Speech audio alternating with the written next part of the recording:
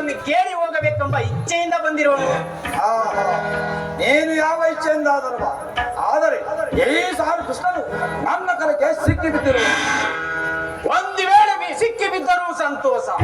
ಗುರು ಪಾಂಡವರ ಧಮನಿಗಳಲ್ಲಿ ಒಂದೇ ವಂಶದ ಪವಿತ್ರ ರಕ್ತ ಹರಿಯುತ್ತಿರುವುದೆಂಬುದನ್ನು ನಾನು ಮರೆತಿಲ್ಲ. ದುರ್ಯೋಧನ, ನೀನು ಮರೆಯಬೇಡ. ನಾನು ಮರೆತಿಲ್ಲ. ಹೇ ಜನಾರ್ದನ, ಜಾಗೃತನಾಗು.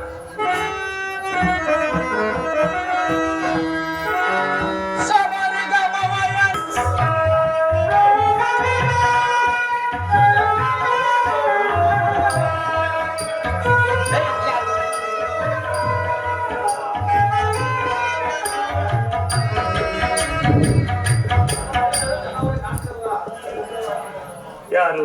ಧನಂಜಯ ಬಂದು ಎಷ್ಟು ಹೊತ್ತಾಯಿತು? ಕ್ಷೇಮವೇ?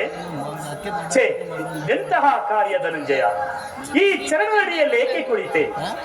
ಈ ಪಾರ್ಶ್ವದಲ್ಲಿ ಪೀಠಗಳಿರಲಿಲ್ಲವೇ? ವಾಸುದೇವ! ಓ ಬಾವ ಕೌರವೇಶ್ವರ, ಬಂದು ಎಷ್ಟು ಹೊತ್ತಾಯಿತು? ಸೌಖ್ಯವೇ ಬಾವ? ಛೇ, ಚಕ್ರೇಶ್ವರನಾದ ನೀನು ನನ್ನ ಸಮಯವನ್ನು ನಿರೀಕ್ಷಿಸುವಂತಾಯಿತು. ಕೃಷ್ಣ, ನೇತ್ರ ಮಾನವರನ್ನು ಎಚ್ಚರಿಸಬಹುದು, ನೇತ್ರ ವೇಷಧಾರಿಗಳನ್ನು ಎಚ್ಚರಿಸಲು ಸಾಧ್ಯವೇ? ನಾನು ಬಂದು ಬಹು ಹೇಳಾದರೂ ಎಚ್ಚರನಾಗದ ನೀನು ನಿನ್ನ ಪ್ರಾಣಸಗನಾದ ಅರ್ಜುನನ ಬಂದೊಡನೆ ರಾತ್ರಿ ಕುಳಿತು ಭಾಷಣವನ್ನೇ ಪ್ರಾರಂಭಿಸಿದೆ. ಬಹಳ ಚೆನ್ನಾಗಿದೆ ನಿನ್ನ ಕಪಟ ನಾಟಕ.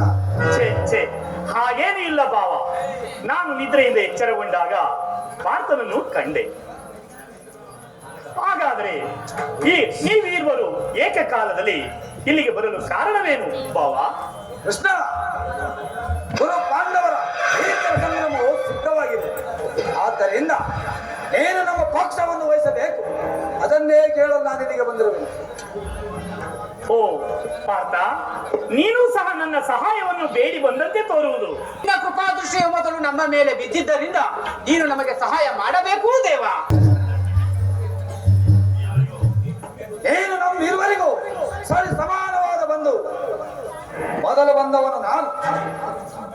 ಏನು ನಮ್ಮ ಪಕ್ಷವನ್ನು ವಹಿಸಿದರೆ ಧರ್ಮವನ್ನೇ ಪಾಲಿಸಿದಂತಾಗುವುದು.